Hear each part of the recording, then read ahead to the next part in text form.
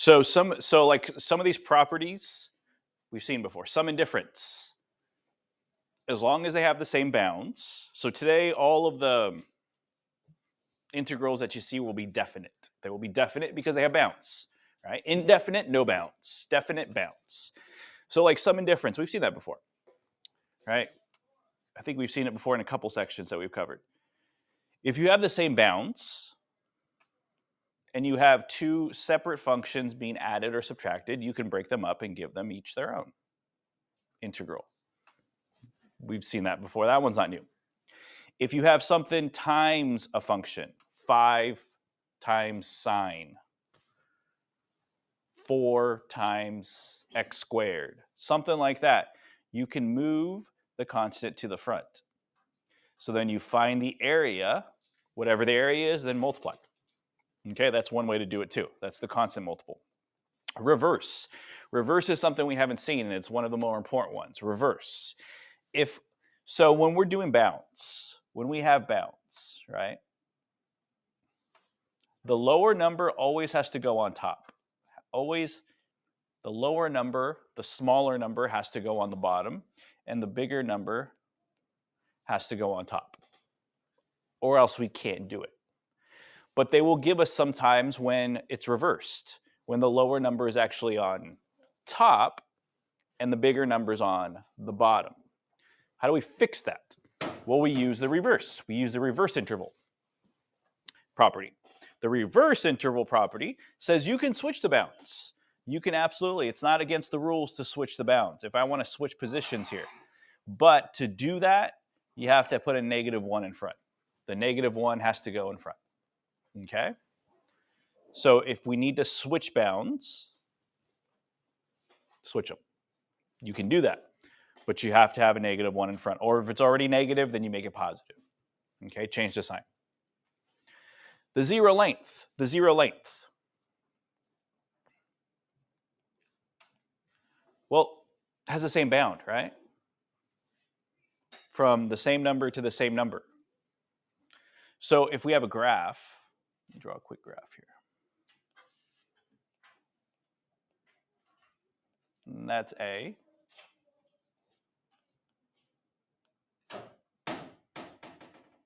Right?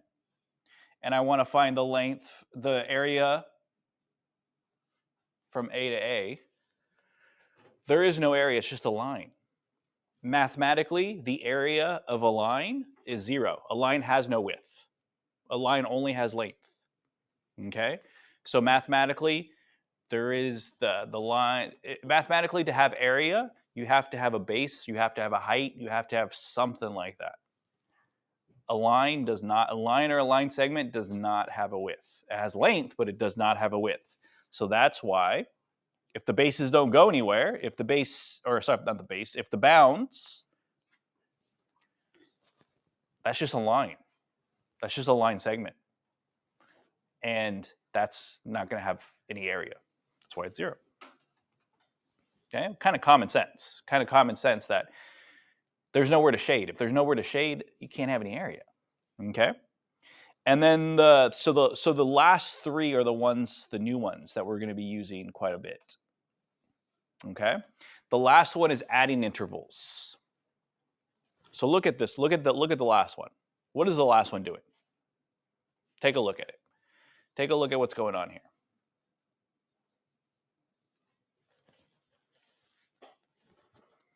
What's going on there?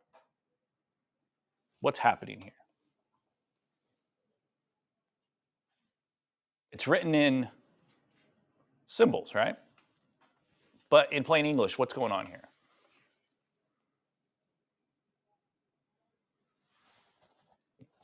What does that mean? They combine the bounds. Right? Keep going.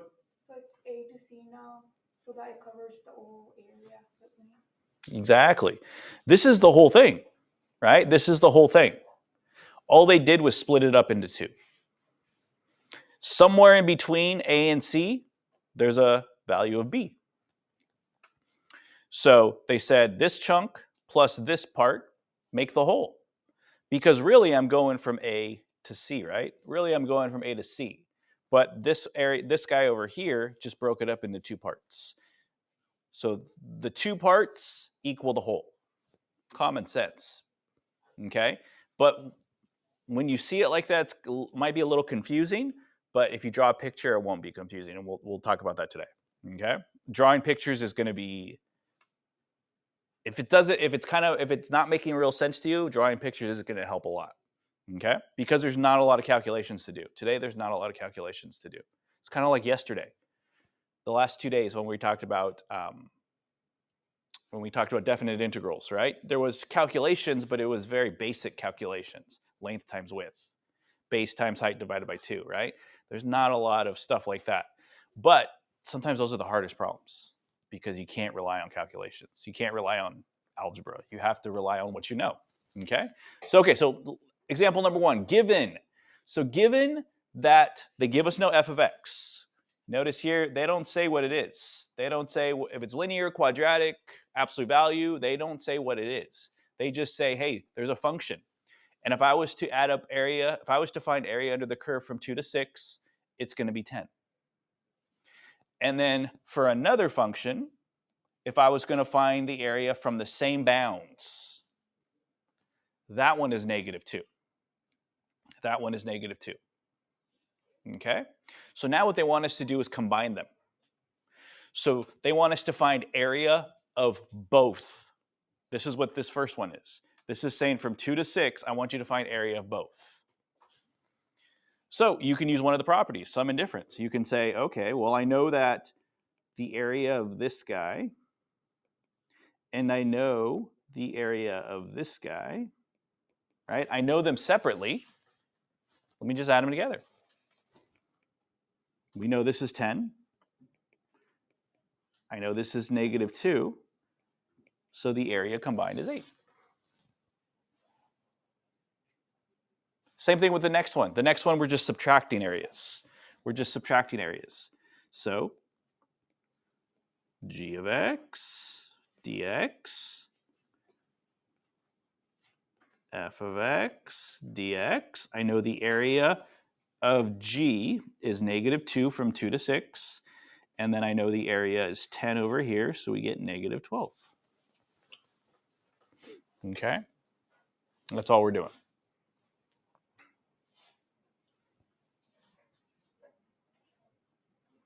Letter D is exactly the same. Let me see, am I noticing anything different? Nope, letter D is exactly the same, right? I guess that's just a typo, so we just put -12 there. Okay? Letter C, it's 3 times the function. 3 times the function. So move that 3 to the front. Move that 3 to the front. You're just tripling whatever the area is. Well, it's 3 times 10, which is 30. The area is going to be 30. Okay? All right.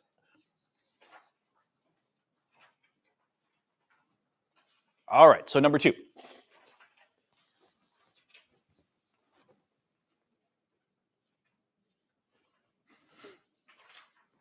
Okay, so we know that from 0 to 5 for f of x, it's 10. From 5 to 7 for f of x for the same function, not a different function, for the same function, it's 3. All right? So we have to find 0 to 7. Now notice none of these are 0 to 7. None of these say 0 to 7. Right? But one says 0 to 5, and the other says 5 to 7, so they kind of pick up where they left off. So in other words, what I'm doing is this. Watch, let me draw a quick picture here. I have no idea what f of x is, but it's positive, so I'm guessing it's above the x. There could be part of it that's below the x-axis, so I'm just going to draw a picture here like that. And then it's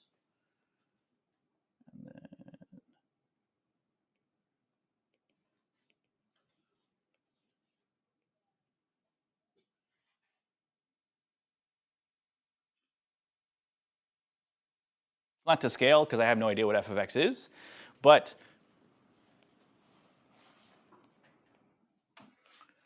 I know 0 to 5 is 10. I know this area has to be 10, and I know this area has to be 3. So what A is asking is from area from 0 to 7. That's just both of them. Okay? That's just both of them. Okay? B from 5 to 0.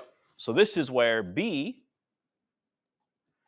this is where the bounds are reversed, right? We need the smaller number on the bottom, right? They've reversed the bounds. I can do that. I can easily put 5 and 0 down here. I just have to put a -1 in front. Okay? So I can rewrite it like that. So now I have that one.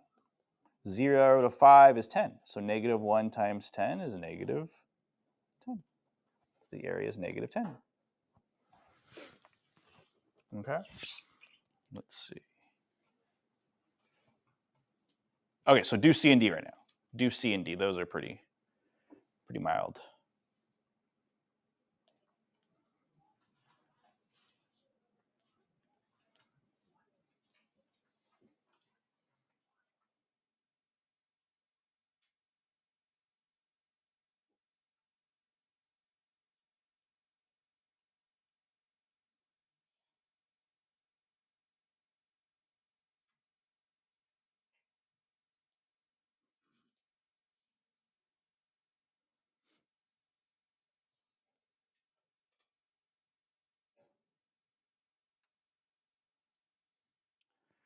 So C, you're just looking for the area of this guy right here, this line right here, because it's from 5 to 5. Line segments, they have no width. So it's just going to be 0. D is from 0 to 5. We know that's 10, but we have a 3 in front. So we need to move that 3 in front and multiply that area times 10. We get 30. Okay. All right, so what I want you to do now is I want you to do 3, 4, and 5. 3, 4, and 5. Give those a shot. You should be able to handle those. Okay, 3, 4, and 5, we'll go over it in a little bit.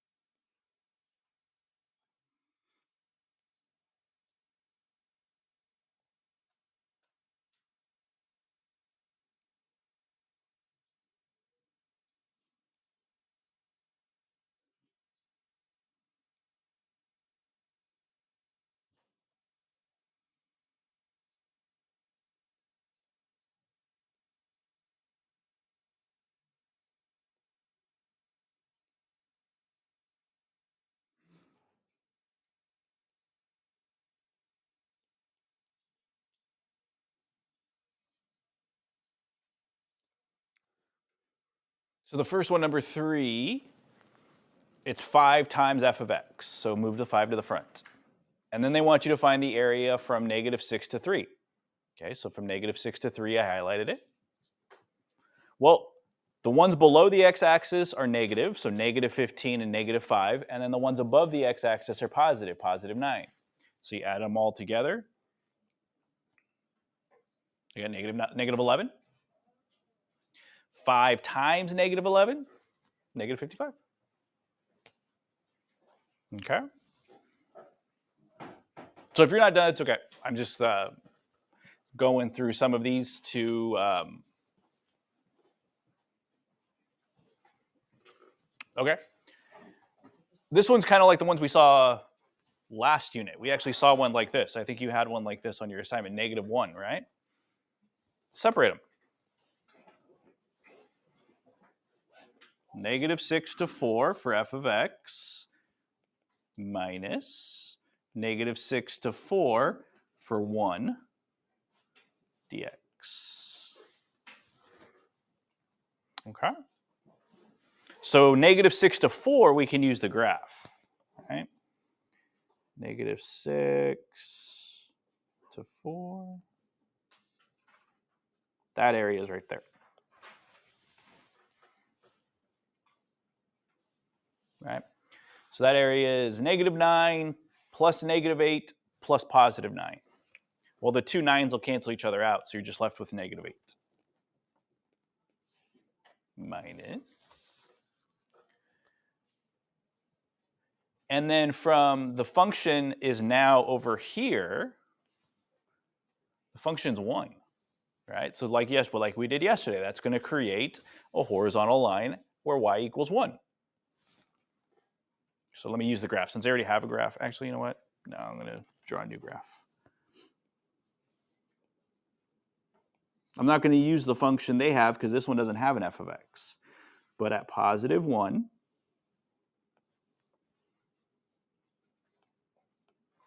let me move this guy.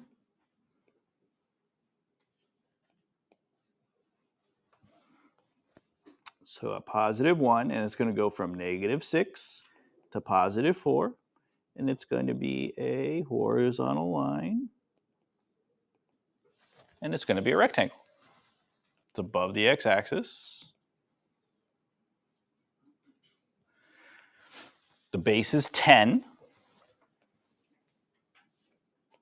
The height is 1. So we're going to get 10. -80. Okay.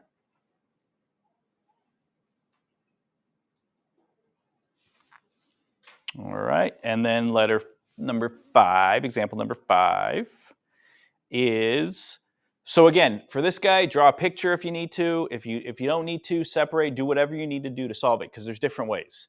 So we know that from -3 to 3 for f of x is 5. For -6 to 3 is -2. So what's the value of -6 to -3? Okay, so first of all, I'm going to break this guy up.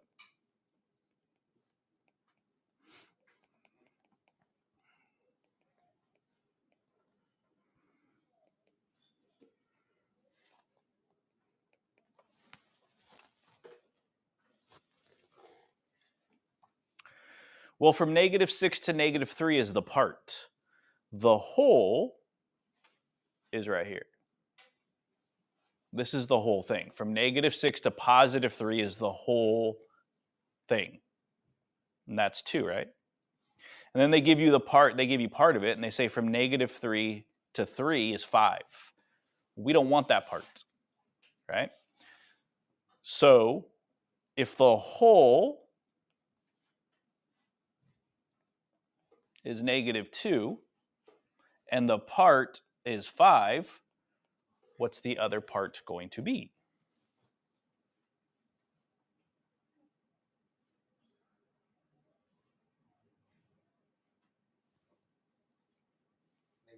-7. -7. This part is -7. This guy here is going to be exactly like what we saw up above, right? And you could probably do this one in your head. The height is going to be 2. The length is going to be -6 to 3. That's 9. 2 times 9 is 18. -25. It's -6 to -6 to -3, sorry. So the height is going to be 2. The width is only going to be 3, right? So it's going to be 6. No. This is going to be 6. And this is going to be -13, right? Thank you.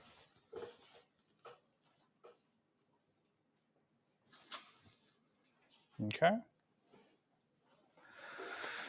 The last example is just more stuff like you've done before. Okay, so I'm not really worried about that. What I want you to do is I want you to do some practice. So there's a Delta Math assignment on here that I want you to work on. It won't take you long because these don't take you very long. Okay, so I want you to work on that. So grab your Chromebooks. I think that's better practice than the last question.